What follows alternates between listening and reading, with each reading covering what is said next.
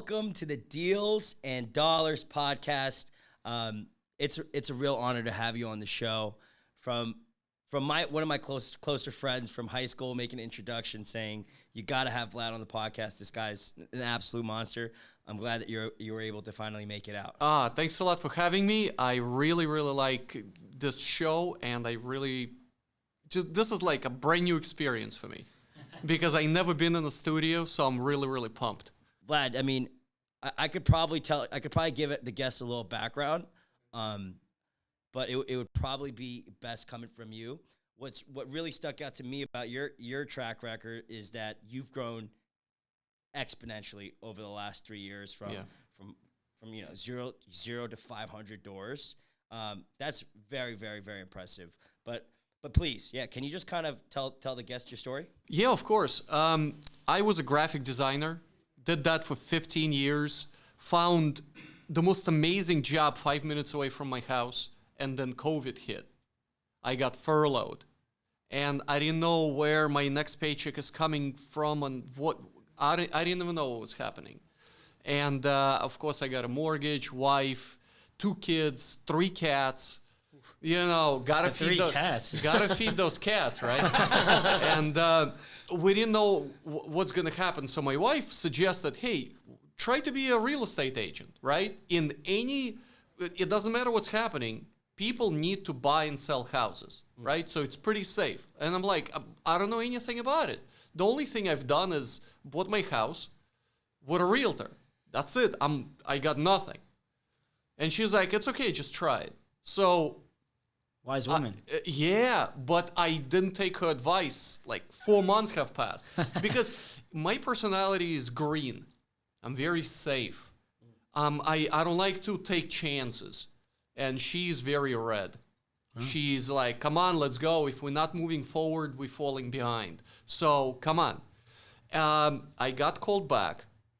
And at night, I started taking realtor classes. They were online, took the classes, got my license, and I started selling houses. So it was going bad, I would say, because it was COVID, right? It was COVID. Everybody's afraid of everything. Nobody's doing open houses. It was nuts. And I started going to local meetups around here in Jersey. People talking about flips, and I'm like, whoa, that's cool. Let's try that. Wholesaling, I'm like, this is like the best thing ever. Let's try that too. So I started doing that.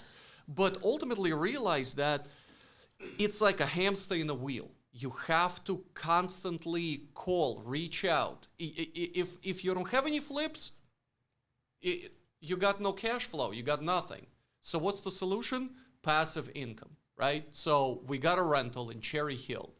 It was netting $1,000 a month. Netting. And why I say was because we sold it 2 months ago. That was my last, basically, property in New Jersey that I owned. So, and how far after COVID? So you got your real estate license. Yeah. Are you selling houses at this time? I am, yeah, but very little. Like, I sold 3.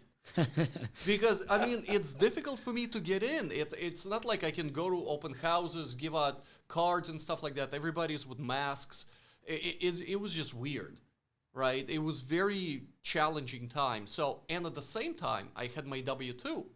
So it was very limited. And what happened is I started losing deals. So I'll tell you the story. It was just so I got a house. A guy said, I'll sell it to you. Okay. And we were supposed to meet on Friday because I couldn't go there in the middle of the week. I'm working. So it's Tuesday. I'm calling him back on Thursday. And I'm like, I'm just confirming our appointment. I'm coming tomorrow, right, to see your house. He's like, sorry, I sold it already. I'm like, what do you mean? But we had an appointment. He's like, well, somebody else came. They gave me pretty much the same amount of money. And I took it. Oh, wow. And it happened over 4 times. So I'm thinking to myself, how much money potentially I lost? 10,000, 50,000, I don't know.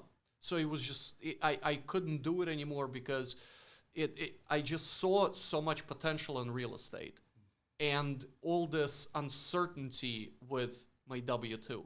So one of these days, I literally called my wife and I said, can you send me a resignation letter?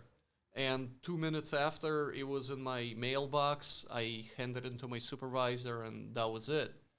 I resigned, started doing flips, wholesaling, and real estate work. But something was missing. So we sitting here watching TV. We used to watch TV back then. And my wife said, I bought us tickets to this multifamily conference called MFIN in Houston. And I go, please tell me Houston is like a town in New Jersey or something. She's like, no, we're flying to Texas. I already bought us tickets. Wow. I'm like, it's $1,000 per person flying to Texas. What are we going to do there?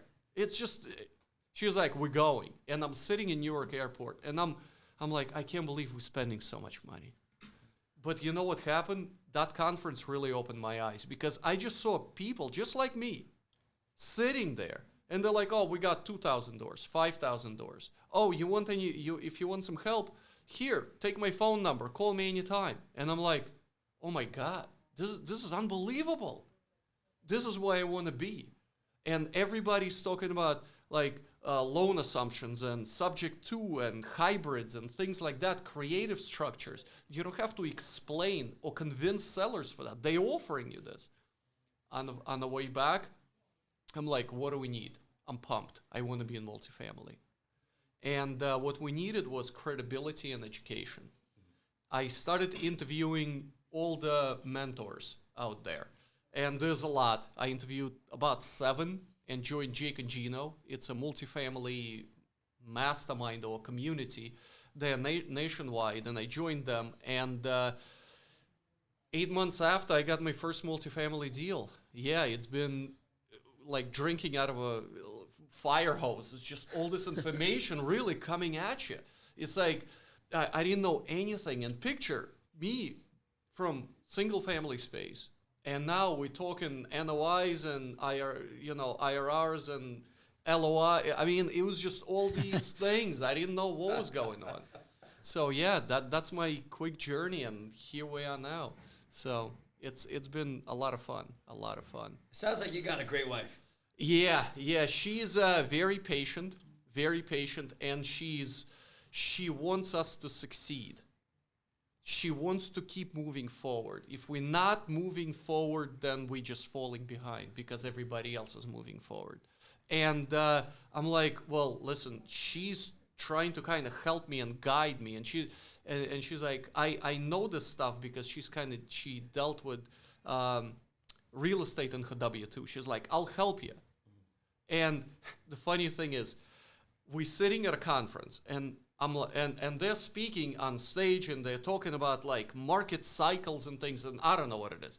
So I'm nudging her every time. I'm like, what does that mean? What does that mean? What does that mean? And she's like, can you just write it on a piece of paper instead of like nudging me every 2 minutes? So at the end of the presentation, I have a list of like 30 things, and I'm like, what do these things mean? And she's like, oh boy. So actually, this is a pretty cool strategy that I said. I put all these things on a whiteboard, right?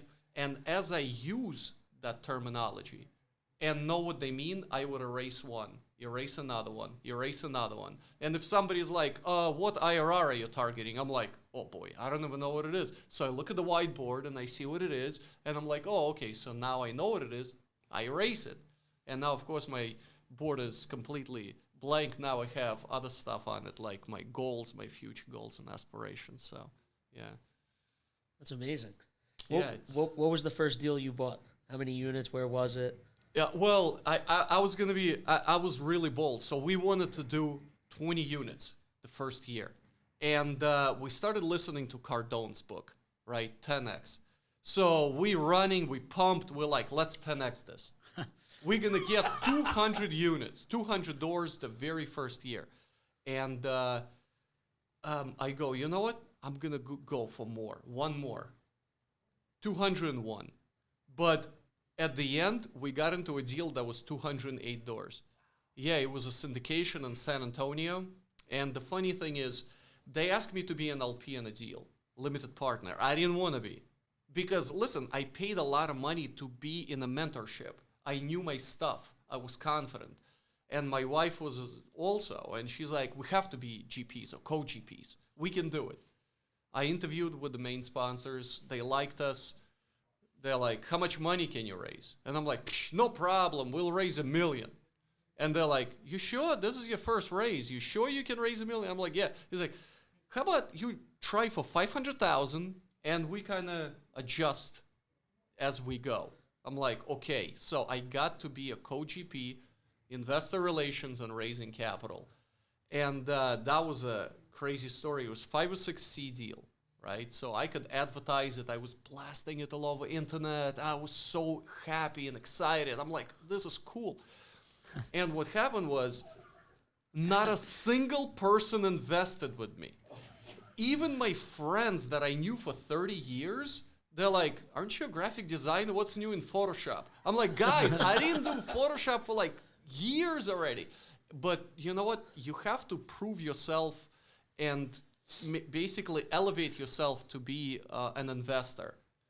And I know my friends got money. Like few of them have their own businesses. They're doctors. And but either it's luck or persistence. I went on approximately 5 Zoom calls per day. Oh my 5 God. Zoom calls per day. Wow. And I met this guy who had a 1031 exchange. $1 million. And he's like, I like your deal. Either he was desperate or he really liked the deal. And that's how much I raised. A little bit over $1 million on the first deal.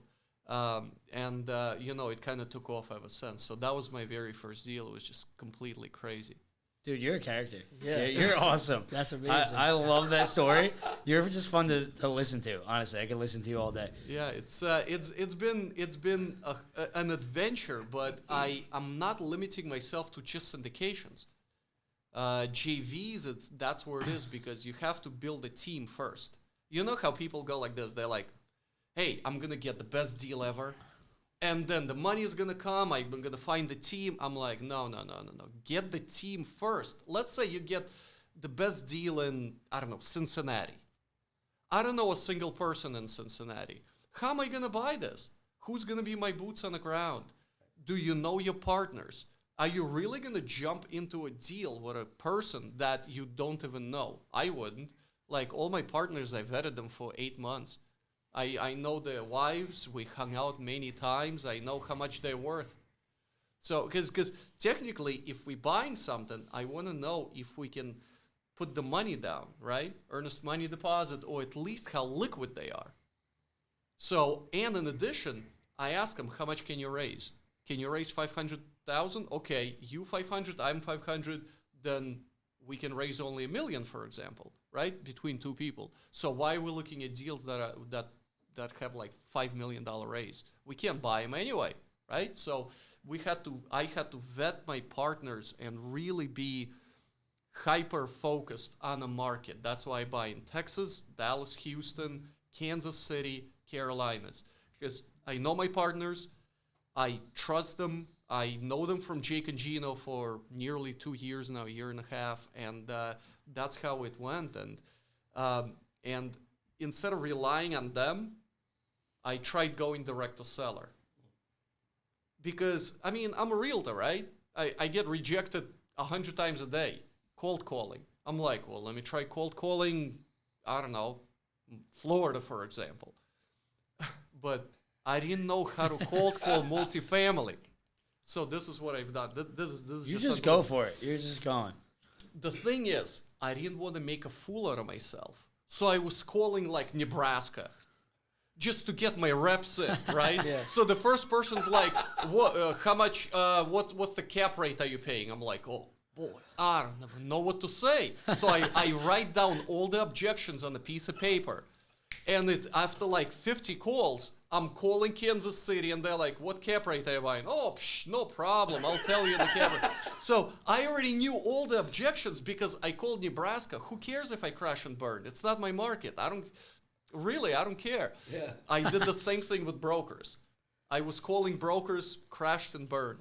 And now when I'm calling Texas brokers, I know exactly what to tell them. I'm like, "Oh yeah, I'm buying. Of course I am. Northeast Dallas, South. Oh, I'm buying with Blue Cat." Absolutely. I know those guys, Cody. So you just throw a couple of names in and you in. So, but I found a deal, Kansas City, 40 units. I called this guy.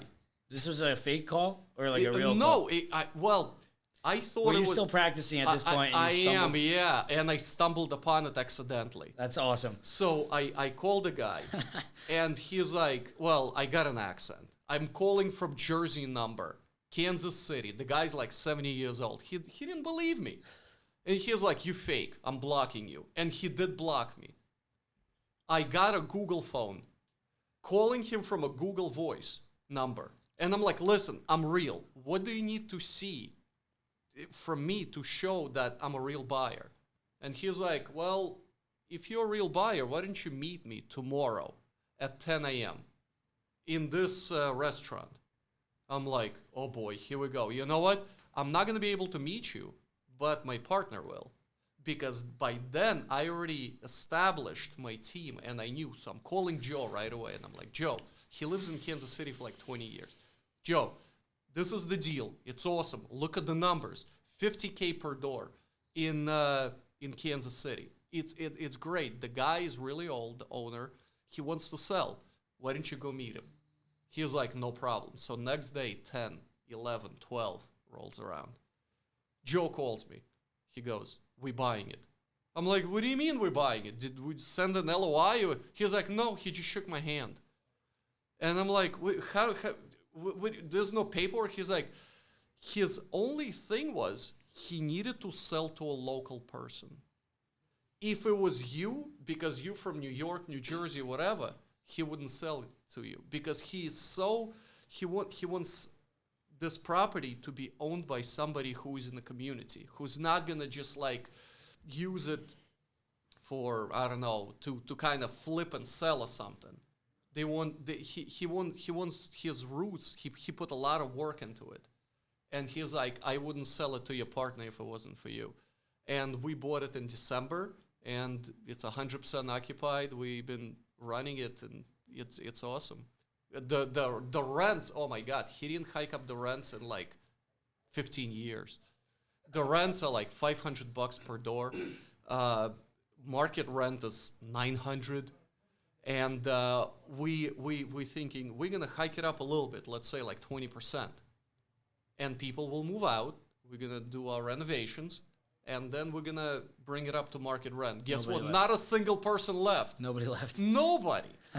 Number one, they have nowhere to go, and number two, we still are the cheapest in the area, so they're all staying. So that's one of the JVs that I've done, and I found it completely off market. So I guess that goes back to, like you were saying, the importance of having the team on the ground. That's like the first thing, right? Because if it wasn't for your team, your partner, you would have never gotten that deal. absolutely. And initially, I wanted to quote unquote wholesale it, like give it away and get like a fee. And they're like, what do you mean? You're going to be part of the team. You found it. You're going to have a GP cut on it. You're going to have equity on the back end. And now we're doing asset management, and, the team is teaching me so much. It was just, we on weekly calls.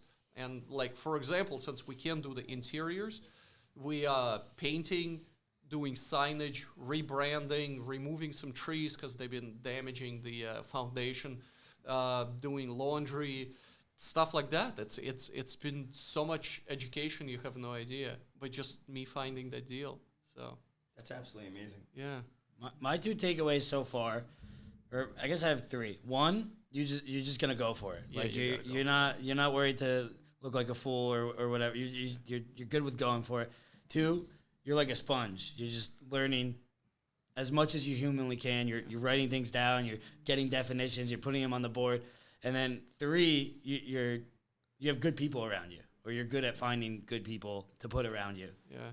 It's important. It's really important to surround yourself with like-minded people. I believe in a team. I did not, but it's very difficult if you, like, let's say doing flips or something like that. Typically, it's like one or two people, and they want to do everything. They don't have that business mindset.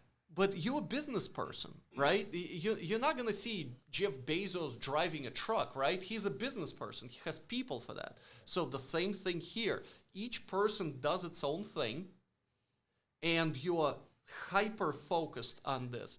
Don't be just good. Be amazing, be awesome at one thing that you do. So like hyper focus on one. Don't spread yourself too thin. I'm speaking with some people and they're like, well, tomorrow I'm going to pick up 2x4s. I'm like, what do you mean 2x4s? Who's going to be looking for deals? Who's going to be speaking with brokers while you're picking up 2x4s? What, you know what? I'm going to call your brokers. I'll get all your deals. Would you like that? And he's like, well, I'm like, exactly. So stop picking up 2x4s, get somebody, and you get more deals. You're a business person. We're here because we're not buying houses.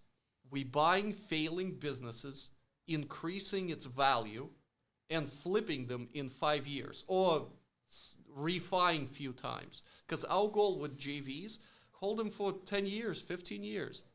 Refi twice, it's tax free. Yeah. You know, it's awesome.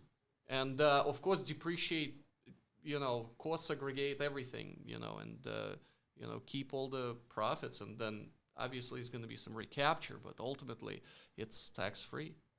No, I completely agree. It's like the 80-20 rule. Yeah. The rule is 80% of your revenue or your profits are going to come from 20% of your activity. Yeah. And 20% is going to come from 80% of the running around, maintenance, going to properties, picking up 2x4s. Yeah. And the key is building a team around you so you can focus on the 20% that's going to make you all your money. Right? Exactly. Yeah, I've been reading this book called 10x is easier than 2x. Nothing to do with Cardone. It's Benjamin Hardy. They just taught, the last guy just mentioned this exact book. I've been seeing it a lot. Yeah, Ben Hardy, he written few books, Who Not How and Be Your Future Self. So he did this book where he says you basically have to get rid of all your 80% that's keeping you quote unquote busy for the sake of being busy, that's producing no results, and go deep in the flow of 20% that really produce results. So picture yourself in, let's say, 10 years, and then bring you back to today. What do you need to do today to be like that person 10 years? So I've actually taken his class, his 6 weeks accelerator course. So I talked to the guy. He's fun, awesome, really approachable, nice. I liked him. And he sent me, you ready for this? 50 books. Whoa. Yeah, and he was like, I really believe in it so much. Why don't you just give it to people that are really going to take advantage of this? So at home I got now I got 48 of them. But yeah, the 48 books of that. Wait, what's the thought? He sends you 50 books. Why? Because he's thinking that, number one, I paid for his kind of accelerator course. Yeah. And I guess 50 books were part of that course. In addition, he's like, I want others to benefit from this. So give it to people that will benefit from my teaching, from what I'm talking about in this book. They're not random books. They're his books. His exact book. Wow. Yeah, not random books. Got it. Yeah. That's actually smart marketing because you're going to give that out to other people. But you know what his goal was? To sell 1 million copies this year. How can he sell 1 million copies? By selling his course and including 50 books to each of his students. Wow. It's brilliant. So, I mean, technically it's very difficult to do, but anybody can do it. Figure out what 80%, my big thing was, what I was struggling was automations, right? I can do them, but it takes a while to set up your CRM with automations, nurturing, and stuff like that. So it was taking so much of my time. I found my who. He is great at automations. In addition, he knows all YouTube stuff, and he knows the website. So he built my website, did the automations, and now working on the YouTube. So I freed up hours and hours of my time. It's awesome the way it works. So you said something that for me was like a light bulb moment when I remember when I actually thought of it. But you said what you're buying is failing businesses, and then getting them operating efficiently and turning a profit and then selling them. Yeah. I don't think many people think of real estate that way. Well, real estate, because our last purchase was $15.4 million. It was 128 doors in Dallas. We looking to put $16,000 per door in capex. So the property it's not technically failing, but it's kinda, because we got it appraised. It immediately appraised for over 17 million without us even touching it. So obviously it was failing either through operations or just being older, even though it's not that old. It's 1985. So we're going to do all that work and then increase its value. And of course, who benefits? Not only us, but our passive investors do too. Because the returns we are targeting are, I would say, I don't know who can beat them. When it comes to, like, for example, investing in stocks, holding money in savings accounts. I don't even know who does that. Yeah, or maybe crypto, and where's crypto now? And of course, 401k doesn't produce that either, right? So we are targeting 7% cash on cash, monthly distributions starting day one. So as soon as we buy, first full month we're holding it, starting monthly distributions. Most of our investors are so excited over this because they want the same thing that we do, passive income, right? So they're like, we raised $9 million in 3 weeks. Wow. Yeah. Yeah. That's a big jump from barely scratching together $1 million on your first raise. It was not only myself, it was few people, but and we were raising it during tax season. Q1 is one of the hardest times to raise because people they don't know how much taxes they're going to pay, so they're holding back cash. Right. Yeah. Our average investor was nearly $200,000. And as soon as they found out, then we were targeting IRR of approximately 19%. And as soon as it raised higher, many people increased their investments. Yeah, we didn't take 1031s, but a lot of self-directed IRAs and solo 401ks came in. That's fantastic. Yeah. What portion of that were you responsible for? You know what? I was responsible for a fraction of it. Yep. Because I came in late. So they're like, what can you do? And I told them I can raise $1 million. And they're like, we don't have a spot for $1 million. Can you raise, let's say, 250? And if we need more, then you can raise more. And I'm like, yeah, sure, absolutely. And that's exactly how it happened. I raised my portion. They called me, the sponsors, and they go, hey, can you raise more? I'm like, yeah, let's keep going. Why not? And I'll tell you this funny story. You know how this deal came around? We were bidding on the same deal, our team. No way. Our team was bidding on the same deal. We lost the deal, right? And then we called the broker. Broker's like, somebody else got the deal. Sorry. We're like, hey, listen, it happens all the time. You know, it's no big deal. The team that got the deal sends me an email and he goes, hey, Vlad, you were bidding on this deal. I'm like, yeah, we lost it to somebody. I mean, you know, it's a great deal. I wish them all the luck. And they're like, well, we got it. Let's partner up on this thing. No way. Yeah. And that's how Small world. that's exactly how it happened. And now we're in the process of I'm not gonna say it's 5 or 6 B or C, but in the process of sending another LOI for another deal, 204 doors in Dallas, right in the middle of Dallas as well. So, and it's with the same team because I only work with just few teams, literally 2 teams, and I like the way they run themselves, very hyper focused, vertically integrated, got their own property manager. And only do Houston, Dallas. That's it. Most of their properties are in Houston. 2 exits average 27%. Well, listen, it was a different market. Yeah. So I want to see what happens now. But still, they are so conservative when it comes to hikes. I mean, we're targeting 3% hikes. I mean, average is like 7%. So we are way, way below, and we're still going to produce those, well, I'm not going to say going to, but we are targeting those returns. Nice. What are you shooting for now on that deal? And that deal actually goes for 18 IRR, same thing, 6 to 7%. On the previous deal, we're still getting our loans, so we're not 100% sure when it comes to that, and also taxes are a big thing when it comes to Texas. Yeah, we are underwriting 15 to 1800 per door in Houston because it's coastal. In Dallas, it's going to be slightly less, but still, we're underwriting for 1,000 a door. As soon as we get the numbers together, but we feel very strongly about it. Especially, it's going to have some commercial on the bottom, and a few banks, and on top, 204 doors right there, right smack dab in the center of Dallas. So I'm pretty pumped over it. Yeah, you can tell.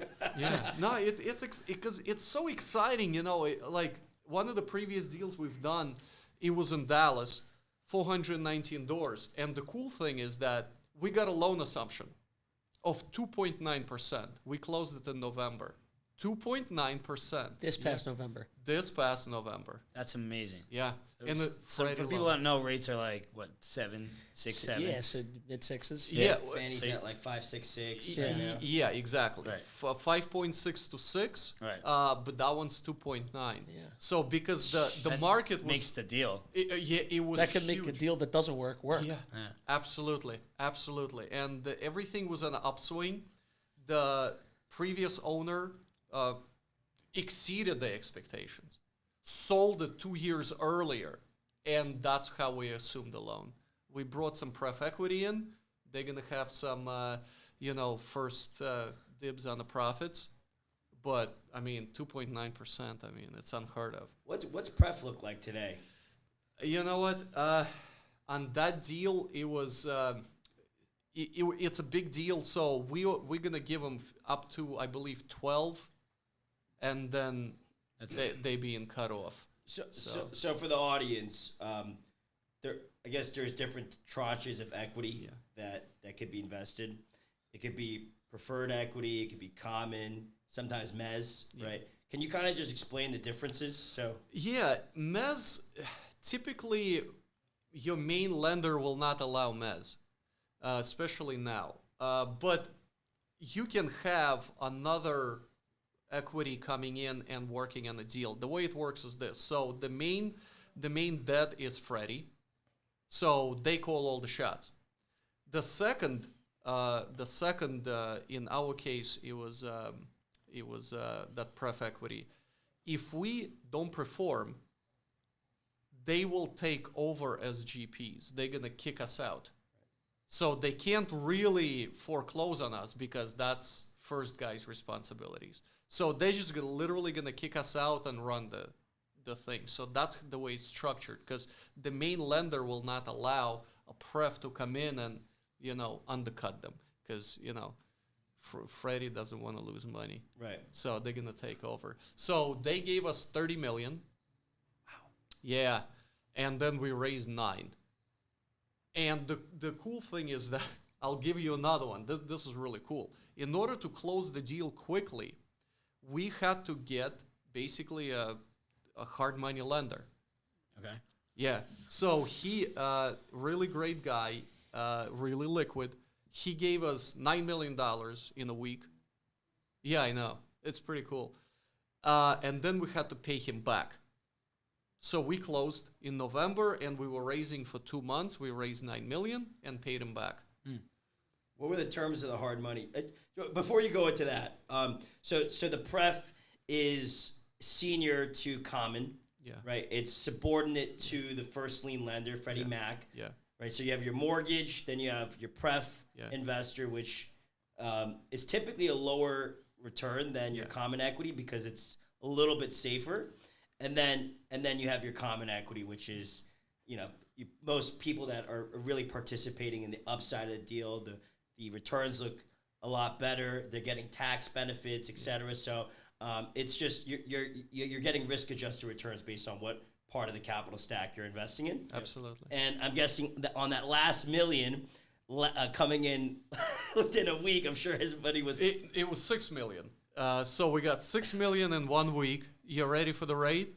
18%. Wow. Whoa. Yeah, but without that money, we wouldn't close on the deal. No prepay, no nothing. You can just pay it off. Yeah, we paid. No. Paid it off in 2 months. So that's good. Because that guy is a KP on several deals. So he needs liquidity. So it worked out great. We raised, gave him back. So it was awesome. We love the deal. It's performing well. 2 teams are on it because it's a small city. 419 doors. It's a big boy. That's crazy. Yeah. 419 doors. 419 So, doors. I mean, in the intro, Dave said you know, 500 doors. No, it's a little more than Yeah, that. I was gonna say that's a big piece of that. Yeah, it's like 680 now or something like that because we closed on the deal 30 days ago, that 128, so that kind of bumped it up a little bit. Wow. Out there. Yeah. So with 419, you'd be over 1,000 then. Well, yeah, not 1,000. It was like 7. I would say 700, but I don't count the doors. I count basically. I'm looking at how much money I need to cover my expenses, and that's how I look at. I don't care if it's 5 doors, but giving me $1,000 or more. It's not really the amount of doors; it's the quality of them. Yeah. You know what I mean? A lot of people don't like syndications because you just get a small piece and you have a lot of players. Right. A lot of people like JVs, but in JVs you got to put a lot of your own money down. Right. And in addition, you have to do stuff, and a lot of people don't want to do stuff. They don't want to do asset management. People right? don't like to do stuff. No, they don't. So, but when it comes to syndications, people just invest, like doctors, lawyers, and you have IT people, engineers. They have plenty of money. They give us and a lot of people don't even know what syndication mean, and it's a really cool explanation. I'm stealing it from somebody who I met at an event. Everybody knows syndication, everyone, and the easiest way to explain is this: when the movie starts, a regular movie in a movie theater, you see all these titles like MGM, Sony, Paramount. All these companies pooled their money together and made the movie. And after the movie goes to the movie theater, they're going to share the profit. It's a movie syndication. Wow. This is exactly what we're doing with apartments, right? You got active, you got passive, pooling our money together, buying an apartment complex, making it better, improving it, selling it in 5 years. That's an apartment syndication. Same idea. Everybody works together, but when it comes to a house or an apartment building, you can go and physically touch it. Doesn't matter if you're active or passive. I want to be passive too. Yeah. I would be doing this interview from like Maui or something. So, but that's everybody's That's dream. a great explanation. Yeah. That's a great explanation. Because a lot of people are confused on what it is. Yeah. And I try to break it down to, if I could explain it to a 5-year-old, and that's exactly how I want to explain it. Just boil it down to simplicity, as simple as Exactly, possible. as simple as possible. Because ultimately, people don't invest in deals; they invest in you. Right. If they trust you, if they see you're a professional, they'll invest in you. Yep. I mean, you can throw some numbers in there, but if they don't know you and they don't trust you, they're like, yeah, okay. Like I said, a lot of people didn't know I was an investor, Right. and that's why not a single. They liked me, but you didn't have the credibility piece yet. Exactly. Yep. Credibility I was missing, and boom. Now in the previous deal, 3 of my friends invested. Yeah. Because they know And- you're doing it. Exactly, and now it's going to snowball into more. That's why you do one deal, which is the most difficult one, Right. and then it just snowballs into it. That's why we closed 6 deals last year, and it's been a lot of success. Are you following? It's been all over like Real Deal in the news. You know, I guess there's some syndicators that defaulted. I think in Yeah. Houston. Yeah. Maybe I'm right. Yeah, I am following or followed. Yeah, I don't know them personally, but the way it worked is this. I heard all kinds of different stories, and in my opinion, what happened was they grew too quickly. They became too greedy because they purchased like 2,000 doors in like 6 months. Right. When you grow too quickly, you're losing focus. You can buy, let's say, 200 doors, then you can buy another 200, and you're right. You in that, in that area, you're okay, you're comfortable. But when you go from, let's say, 200 to 2,000, You're all over the place. You don't have the systems in place. You don't have the people in place. Right. You're running too lean. You can technically do it if you have everything in place and if you've done it previously, but these guys haven't. So I believe they just saw so many deals, they got too excited, jumped in without even looking at the market. I mean, they knew that the rates will change. The rates have to change. Right. Because your typical cycle is 7 years, right? So we were already hearing stuff that stuff is going to change. And they got a floating rate. So yeah, they got it at 2% and they ended up with 7. So of course they were underwater. Yeah, I mean it's a shame what happened. And they were poor. I think they were mismanaged as well. Yeah. They were poorly ran because they were too lean. Yeah, so I've seen that, and then all of a sudden it feels like, you know, syndicators are getting a bad name. Maybe because of a one-off syndicator that... Do you feel like that? Nah, you know what? Not really, no. It's like this. It's like, how many single-family houses go into foreclosure a day? Right. Thousands. Right. It's like a car accident, right? Nobody cares. It's a fender bender. Nobody cares. But I know it's a, I don't know, bad example, but if there's a plane crash or something, it's all over the news, everybody's talking about it because it's just so rare, it's so unexpected that it's just so shocking to people. Mm-hmm. Because typically, 2,000 doors shouldn't fail because it's running like a machine, but I think the operators got too greedy. They didn't run it correctly and they didn't put right data in it. And in addition, their leverage was like 90%. Yeah. Who does that? Right now, our leverage, just to prevent this, 60. That's why we're raising a lot of money. So we're getting a loan for 60%. We very low leveraged, raising the rest. And of course, main team puts 10%. So we got to raise, 40%, 30, plus some expenses and closing fees. So we're very, very careful. On this deal, actually, we're targeting our raise should be like nearly 20 million. Whoa. Yeah, it's going to be a big raise. Yeah. But we feel very confident. We don't want to overextend ourselves. We want to be safe. Because listen, if I lose money, yeah, I'll cry about it. I'll have a bottle of scotch. Yeah, I'll be disappointed. But losing investors' capital, it's the worst thing that I can picture. You know, if something like, let's say there's a fire, yeah, there's insurance for that.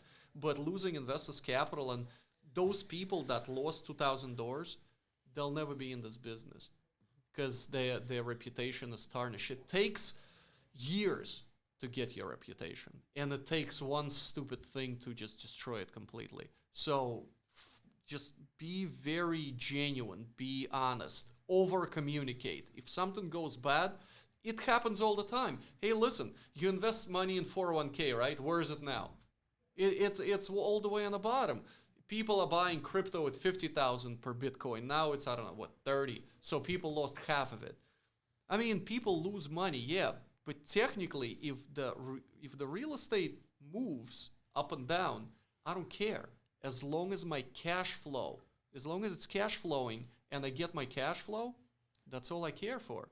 I mean, technically, if you buy a single-family house, just say single-family house, it's $200,000 now. In 5 years, it's going to be $300,000, then it's going to drop to $50,000. But if it's cash flowing for me, I don't care what the price is, what the value is. I get my money. But when it comes to multifamily, you really cannot compare one property to another because it's based on income. It's based on NOI. So there is no comps, technically. Right. And it's kind of a different thing. People should look at it differently. It's a business. It's basically a business. There are risks everywhere. That's why we have PPM that is like 90 pages. No, I mean, really. It really Yeah, is. you're right. I think ours was 118. It's like, Yeah, oh my something God. like that. It's unbelievable. First time I read it, I'm like, is this a joke? I printed and I killed 3 trees. Exactly. There you go. Yeah, people read it, but you have to disclose everything. Yeah. So it's it's very important to be as transparent as possible. Even if you have, I never had it like a capital call or something where you ask for more money. You have to be honest. And actually, investors, I was speaking with them, and they're like, we had capital calls, but they should have been much higher because it's not enough, they feel. They tell me, on their previous deals that they've done. So they're okay with giving more money as long as the property is performing, as long as it's not failing. There's a reason, yeah. Yeah. So it's, communication is key, I think. Customer service, it's everything. It all goes back to, like you were saying, credibility. Like that's, credibility is what gave you the ability to go to these larger size deals, right? Like you said, you could spend 20 years building your reputation, right? It could be gone in 5 minutes. Yeah, and technically, bigger deals are easier than smaller deals. It is. That's what we're starting to realize. Now, I mean, we used to say, all right, we'll buy anything 5+ deals. We're buying a 6-family in Jersey City. I mean, it's a phenomenal deal. I mean, The returns are great. The returns are just better because you're able to execute the business strategy a lot quicker. You're typically buying them a little bit more discounted than what you're buying on the larger side because you're competing with Less larger institutional capital. But for the sponsor, I mean, we're doing basically the same amount of work that we're on a 6 unit that we're doing on a 150 unit deal. And we're making a fraction of the money, and we have to deal with less competent service cantractors, contractors, property managers. I mean, and the debt that you get on it is not as attractive, right? You can't really get Fannie debt or agency debt on it. I mean, there is some small balance loans you can get.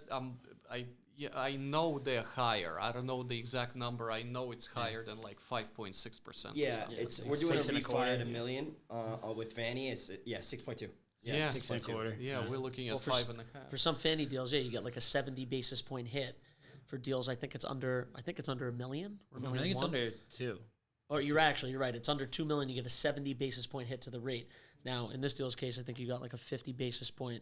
You get 50 basis points for the affordability because you have Section 8 tenants. But yeah, if you don't have that component, 70 basis point hit's a big deal. And technically, if you buy larger, let's say you're looking to get to 200 doors, and if you buy, quads, how many of those you have to do to get to that? So it's easier to do one deal of 200 units than 10 deals of 20. Yeah. Because it's 10 deals. I mean, you're going to go crazy. Every closing cost is just, oh my God.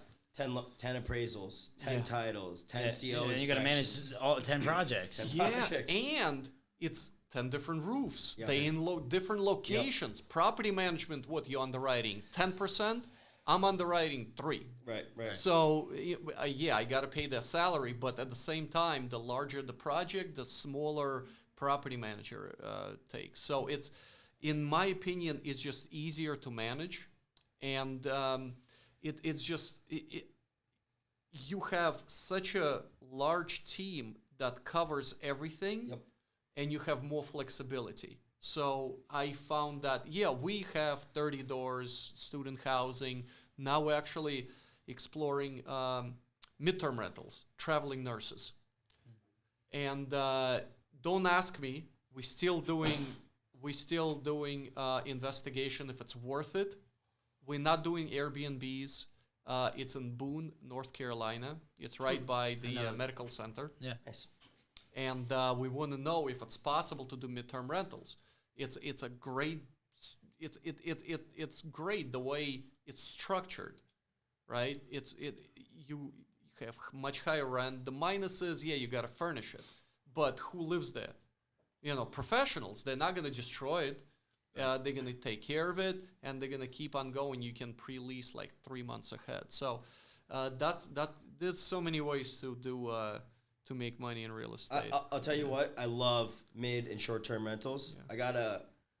I have a unit that I could probably get max $2,800 a month on.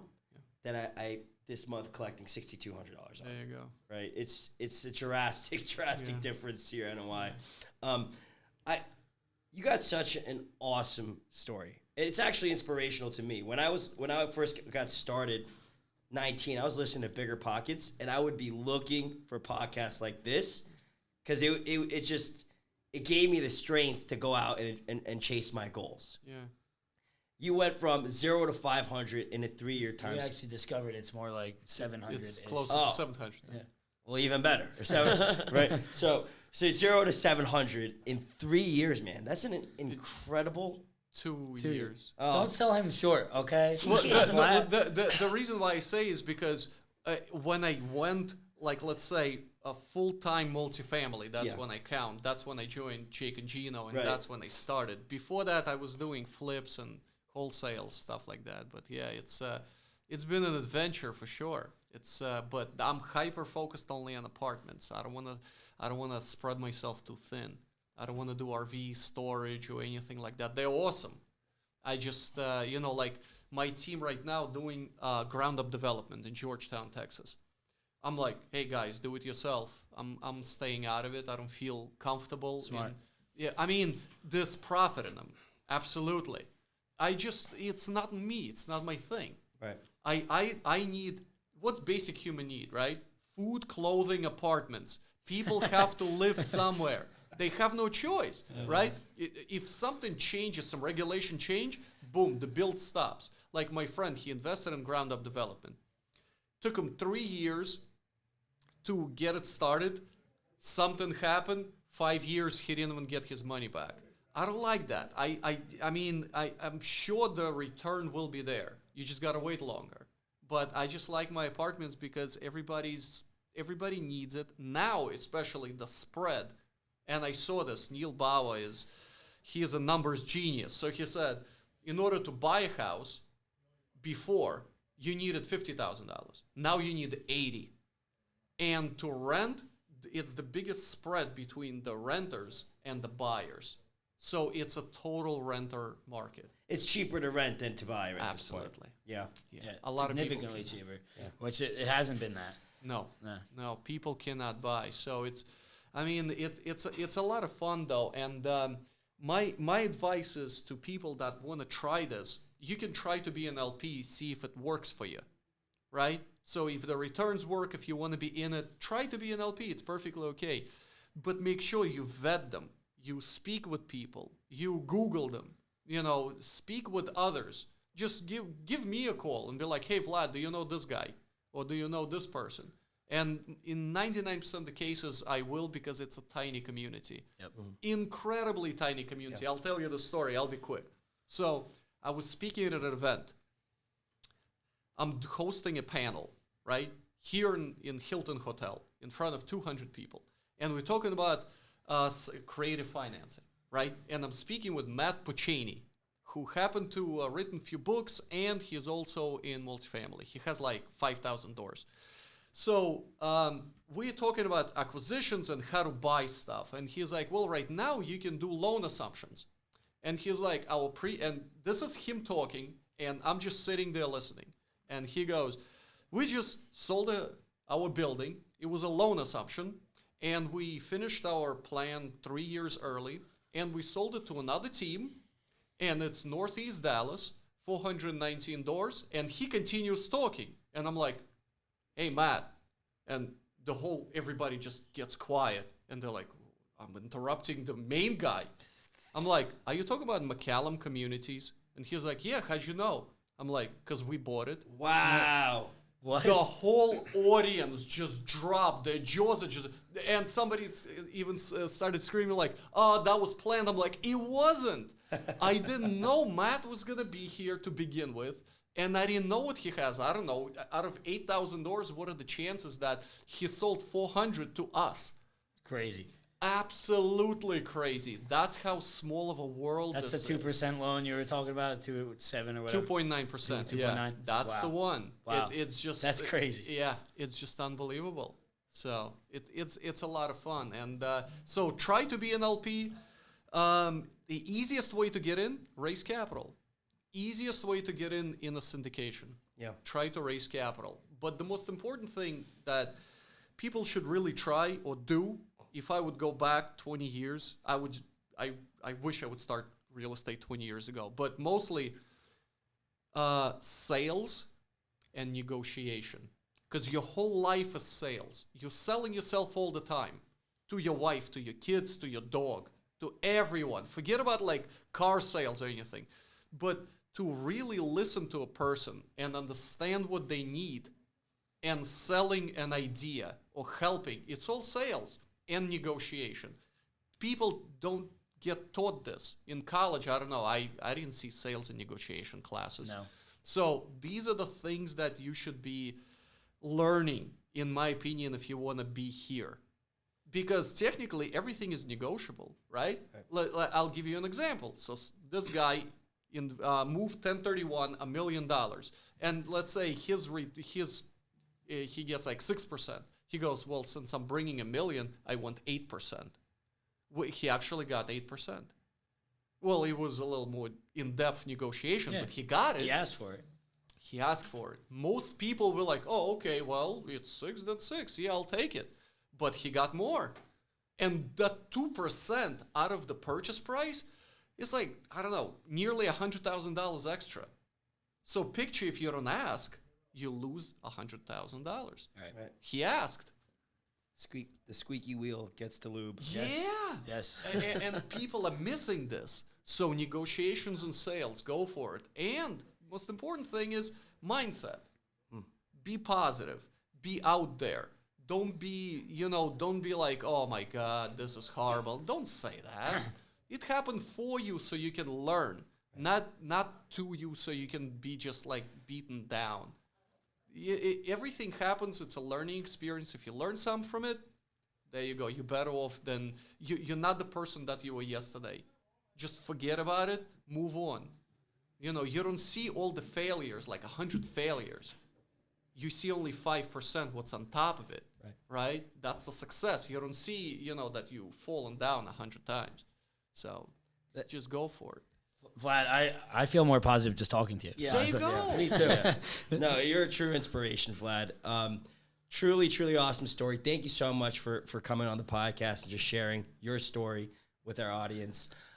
Where can the people find you? Where can they reach out to you? Yeah, I'm all over social media. Hey, listen, Vlad Arakcheyev. It doesn't get any more unique than this. I thought you were going to say easy. I was like, Yeah, so I'm on Facebook, LinkedIn, Instagram, TikToking, starting my YouTube channel. You can also go to zontikventures.com, ZONTIK Ventures. It's my website.